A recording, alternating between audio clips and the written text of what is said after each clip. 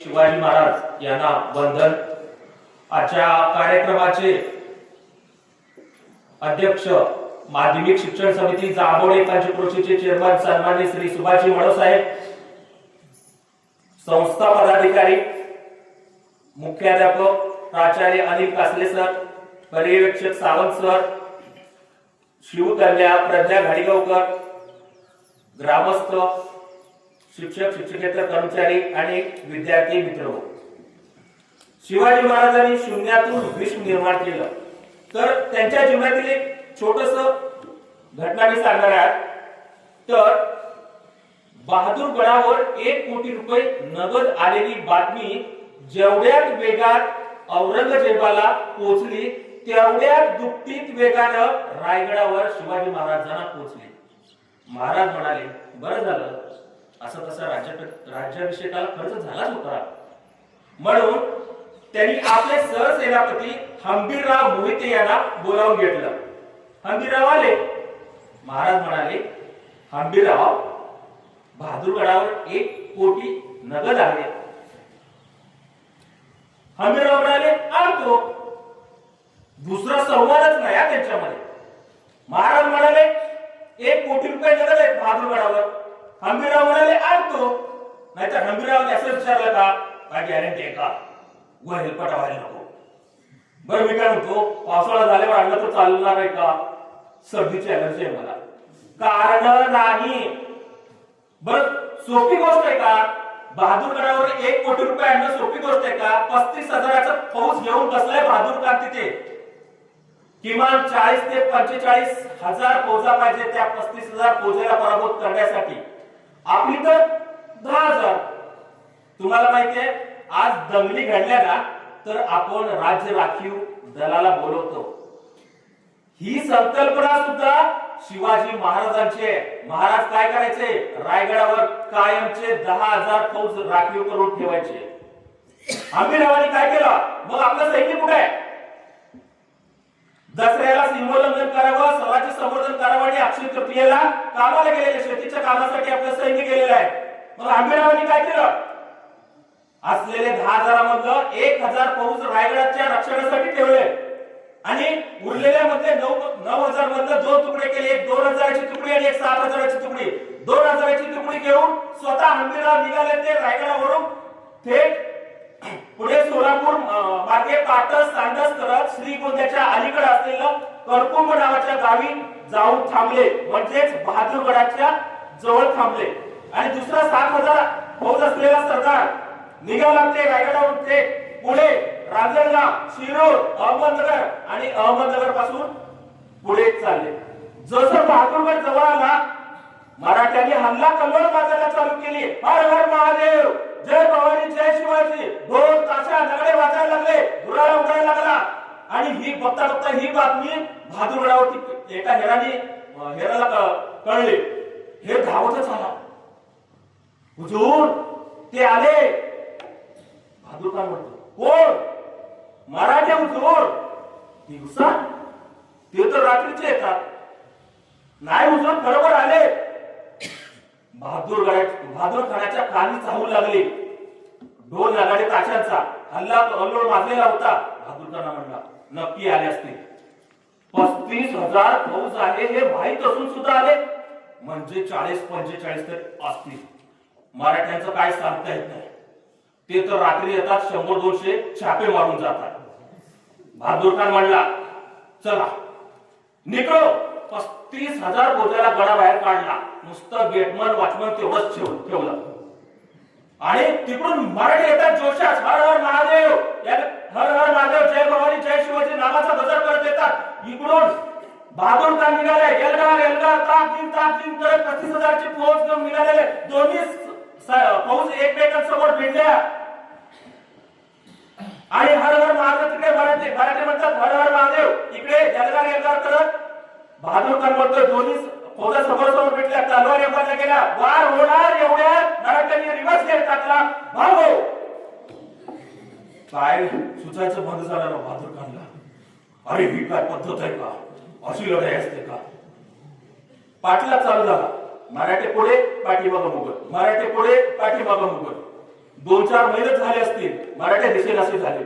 मराठे दिसेनासे झाल्यावर बहादूर खान म्हणला, रुको, भाग गए मराठे, अब नाही आएंगे. आणि मला तर वाटलं होतं 40-45 हजार असणार, हे तर 7,000 आहे.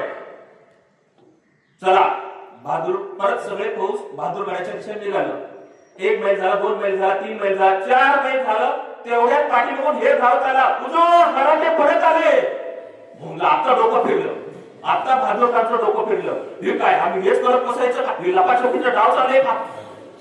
परत दोन्ही फौजा एकमेकांसमोर आले. मराठे हर हर महादेव करत आले आणि एकदम जोशात आले. हर हर महादेव, जय भवानी, जय रामाचा गजर झाला. इकडे यायला गेला करत परत एकदा दोन्ही सैन्य आमने सामने टाकले. तलवार उगाने केला, वार होणार तेवढ्यात मराठ्यांनी रिव्हर्स गेअर टाकला. भागो. आता डोकं फिरलं बहादूर खानचं. आता नाही सोडायचं मराठ्याला. चला, पुढे मराठे, पाठीमागं मुघल, पुढे मराठे, पाठीमागं मुघल. 5 मैल झालं, 6 मैल झालं. 6 मैल झाल्यानंतर मराठी परत दिसेनासे झाले. बहादूर खान म्हटला, थांबा, रुको, आता नाही येणार. आता एवढं पळवलो, परत येणार नाही. चला, परत बहादूरगडाच्या दिशेने निघाला. 5 मैल झाले, 6 मैल झाले. तेवढेच बहादूरगडाच्या दिशेने गेले असतील. परत एक हे धावत आला, हुजूर मराठे परत आले. आता काय ह्याचं पूर्णच धक्कापच झाला त्याचा. आता सोडायचंच नाही मराठ्यांना, पण जिथं जिथे जातील तिथं पळून मारायचं. इकडून मराठे आले, हर हर महादेव, जय भवानी, जय शिवाजी करत. इकडून याचा करत बहादूर खान निघाला. दोन्ही फौज आमने सामने भिडले. तलवारी उगारल्या गेल्या. वार होणार तेवढ्यात परत येतात. मराठ्यांनी रिव्हर्स गेअर टाकला. भागो. आता म्हणला यांनी सोडायचं नाही, बहादूर खान पाठला करायचं. आता थांबायचंच नाही.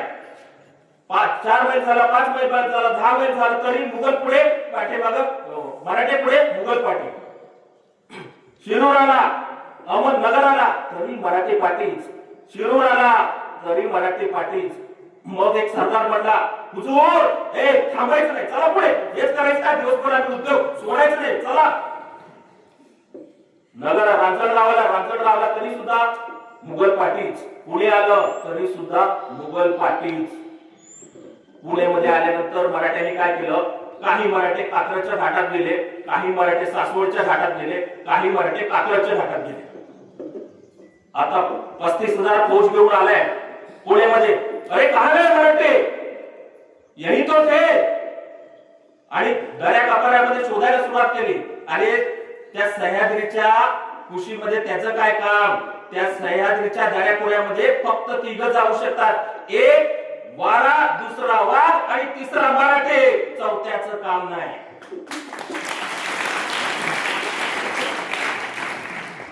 शोधून सापडलं नाही म्हटल्याबरोबर बहादूर खान म्हणाला, जीतम जीतम जीतम, जीत गए हम, भाग गए भगोडे.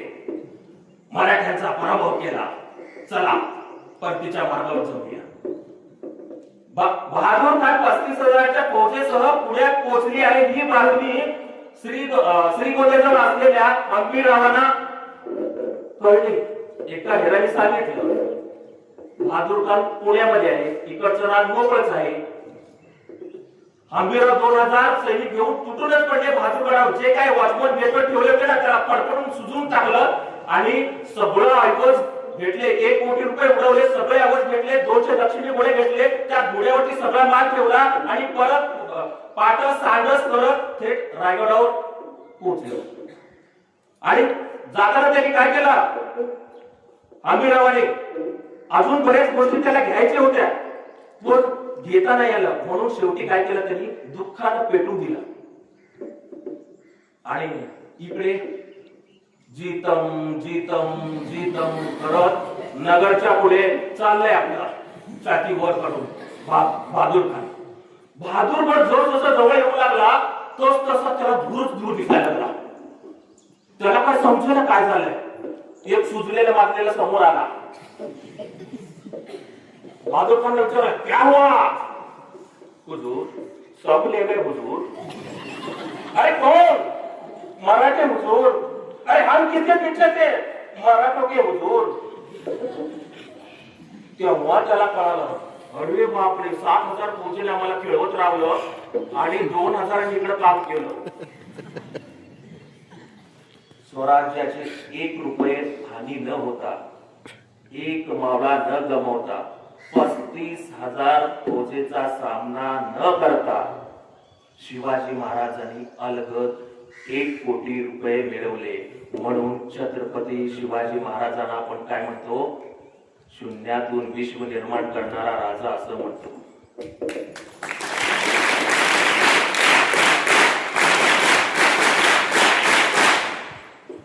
आपल्याला तर सगळं रेडीमेडच मिळतं. महाराजांनी ना स्वतःच्या बळावरती 1 कोटी रुपयांची स्वराज्य उभा केला.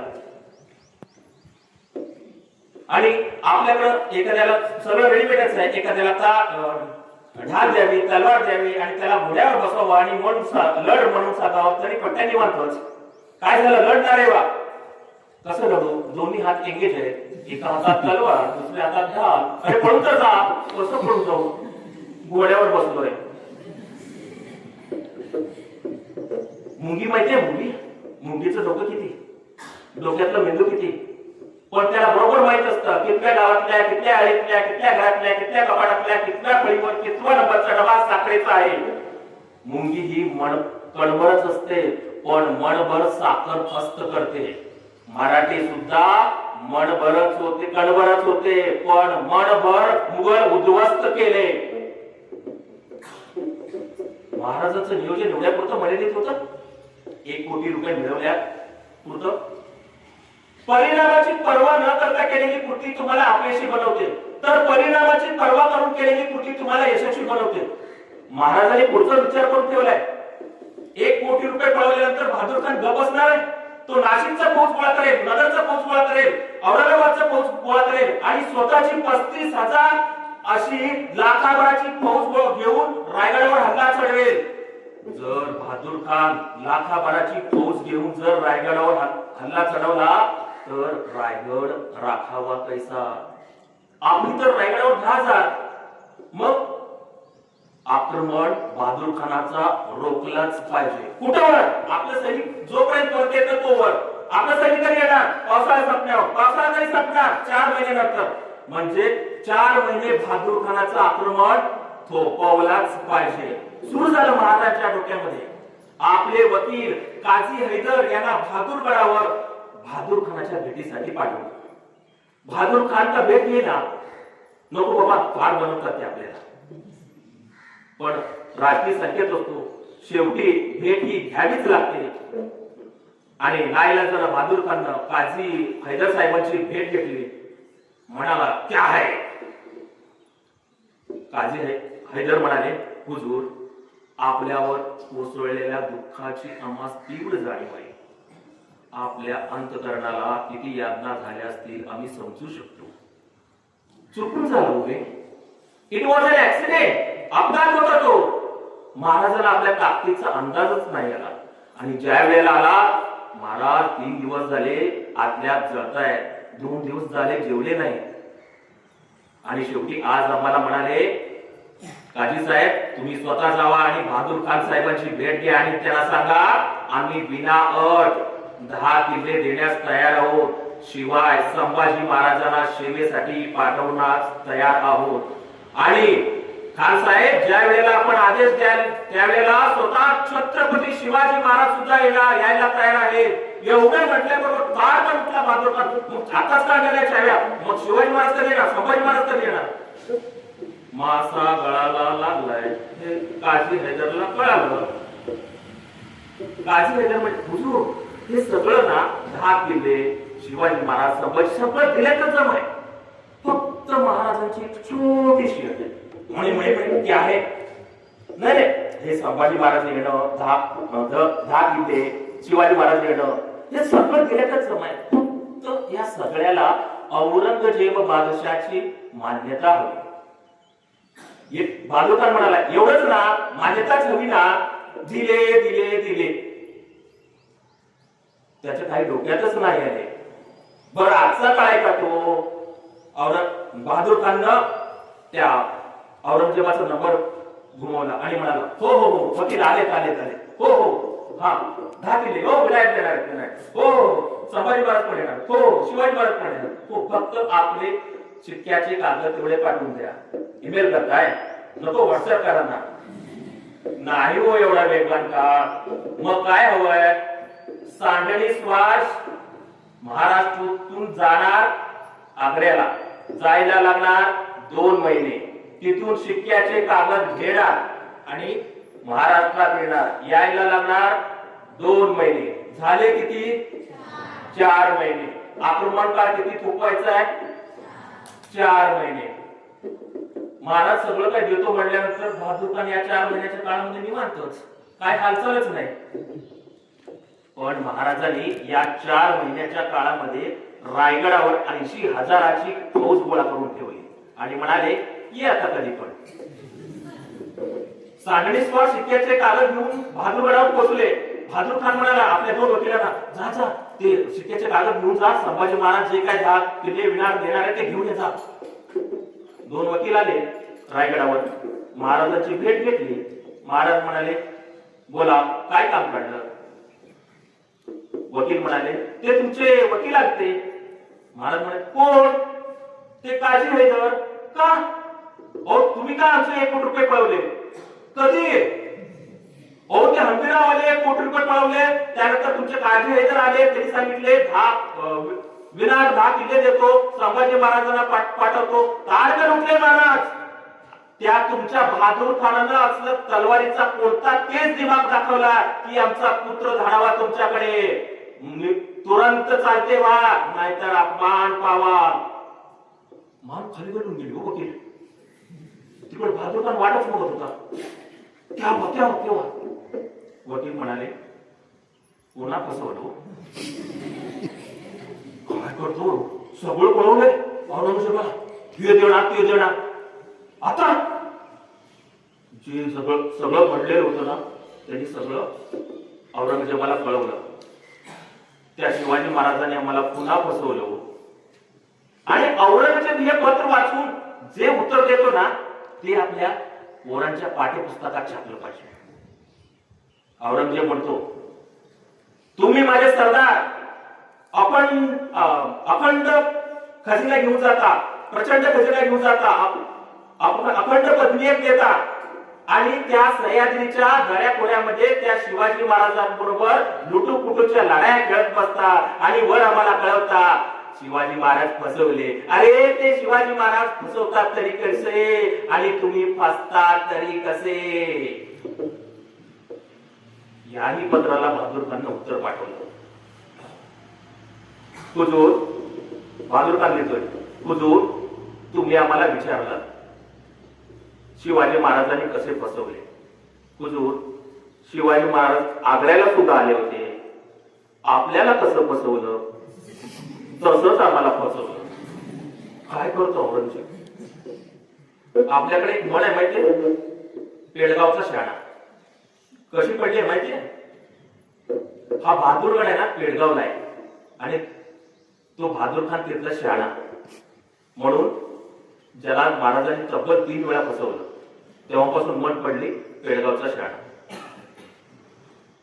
जोपर्यंत शिवाजी महाराज हयात होते तोपर्यंत औरंगजेब चुकून महाराष्ट्रात आला नाही. भीती होती. सरदाराचा पराभव केल्यावर सरदारांवर किमान ओरडता तरी येतं रागवता तरी येतं. जर महाराजांनी माझाच पराभव केला तर राघव कुणावर. पण महाराजांना पक्क माहित होतं की एक ना एक दिवस महाराष्ट्रावर चाल करून औरंगजेब येणार. म्हणून राज्याभिषेकाच्या वेळेला बजेट मध्ये गडकोटांसाठी पावणे 2 लाख कोणाची तरतूद केली. मंत्र्यांनी विचारलं 2.5 लाख कोण. एक कोण 4.25 रुपयाचा म्हणजे आत्ताचे 7.5 लाख रुपये. 350 वर्षापूर्वी महाराजांनी महाराष्ट्रातल्या गडकोटांसाठी 7.5 लाख रुपयाची तरतूद करून ठेवली. मंत्र्यांनी विचारलं फार खर्च आहे हो. नको खूप खर्च आहे. महाराज म्हणतात हा खर्च नव्हे ही गुंतवणूक आहे. आज ना उद्या औरंगजेब महाराष्ट्रात येणार. कदाचित मी नसेल कदाचित मी असेन किंवा कदाचित मी नसेल, पण तो येणार हे मात्र नक्की. महाराज पुढे सांगतायत, माझा एक गड औरंगजेबाविरोधात 1 वर्ष झुंजला पाहिजे. आज ब्रिटिश महाराष्ट्रात 360 गड आहेत. जर औरंगजेबास महाराष्ट्रातील सगळे गड घ्याव्यास झाले तर त्याला 360 वर्षे लागतात. महाराजांचं अर्थकारण समजून घ्या. औरंगजेबाचं सैन्य अफाट आहे, आपलं सैन्य निमुटभर आहे. औरंगजेब ज्या वेळेला महाराष्ट्र यायचा तो एकटा यायचा नाही, 5.5 लाखाची फौज असायची त्याच्यासोबत. बाजार, बाया, मुलग्या, नर्तक्या, बापड्या, सेवक हे 2 लाख वरचे वेगळे. म्हणजे औरंगजेबाची छावणी पडली तर 7.5 लाख लोक असायचे. 7.5 लाख लोकांचा एका दिवसाचा खर्च किती, वर्षाचा खर्च किती. महाराज सांगताय, जर आपण त्याची अर्थहानी जर करून ठेवली ना तर त्याची मनुष्यबळ आपसूक कमी होईल. आणि झालंही असेल. औरंगजेब आला त्यावेळेला आला तो आग्र्याच्या किल्ल्याला चावी लावून आलाय, कुलूप लावून आलाय. प्रत्येक बादशाहांचा खजिना वेगळा असायचा त्यावेळेला. शहाजहानचा खजिना वेगळा, औरंगजेबाचा खजिना वेगळा, अकबराचा खजिना वेगळा, बाबरचा खजिना वेगळा. ज्या वेळेला तो महाराष्ट्रात आला त्यावेळेला संभाजी महाराजांनी त्याला थोपवलं नव्हे, झोपून टाकला. 9 वर्षामध्ये 140 संभाजी महाराजांनी लढाया केला. एकाही लढाईत पराभूत न होणारा राजा म्हणून जगाच्या इतिहासाला छत्रपती संभाजी महाराजांचं नाव घ्यावं लागेल. एक रामसेन नावाचा किल्ला 5.5 वर्ष झुंजत होता औरंगजेबाविरोधात. 5.5 वर्ष. आणि संभाजी महाराजांना पूर्णतेने झोपूनच टाकलं. हे झालं महाराष्ट्रातल्या गडकोटांसाठी. समजा यदा कदाचित महाराज विचार केले, यदा कदाचित जर महाराष्ट्र त्या औरंगजेबासमोर नतमस्तक झालं, पराभूत झालं तर महाराज इथून 750 मैल अंतरावर असलेल्या तमिळनाडूची वाट धरलेली आहे. तिथं 2 वेल्लोरचा किल्ला घेतलाय, 2 मराठी किल्ले बांधले, साजरा आणि गोजरा. 3रा नवीन किल्ला घेण्याची धडपड चालू झाली. 3 डोंगर, जिंजीचा किल्ला 3 डोंगरांनी बनलेला आहे. रायगिरी, चंद्रगिरी, सूर्यगिरी, वर वर हजारो फूट पाण्याचा खंदक आहे. तिथलं पोहोचणंच अशक्य आहे. जुल्फिकार खानाचा ज्या वेळेला रायगडाला वेढा पडाला त्यावेळेला महाराणी येसुबाई सरकार आणि शाहू महाराज मुघलांच्या कैदेत गेले. आणि त्यावेळेला महाराणी ताराबाई सरकार आणि राजाराम महाराज ते थेट रायगडावर निघाले, ते जिंजीच्या किल्ल्यावरती पोहोचले. दूरदृष्टी बघा महाराजांची. जर जिंजीचा किल्ला घेऊन ठेवला नसता तर आज मराठी तख्त वाचलं नसतं, मराठी छत्रपती वाचले नसते, मराठी राज्यही वाचलं नसतं. वर्तमान काळाचा विचार करून चालणार नाही. भविष्य काळावर नजर रोखून धरावी लागते आणि हजारो वर्षाचा विचार करावा लागतो. त्यावेळेला युग परिवर्तन घडतं आणि अशा या महापुरुषाला युग प्रवर्तक असं म्हटलं जातं. म्हणून छत्रपती शिवाजी महाराजांना युग प्रवर्तक असं म्हटलं जातं. शिवाजी महाराजांनी असं मोठं क्षेत्र नाही, शिवरायांनी ते काम करून ठेवलं नाही. त्या कार्यावर आपण अखंड चालत राहावं, संपन्न वारसा चालवत ठेवावं, स्वराज्य आणि सुराज्य घडावं हीच अपेक्षा. धन्यवाद.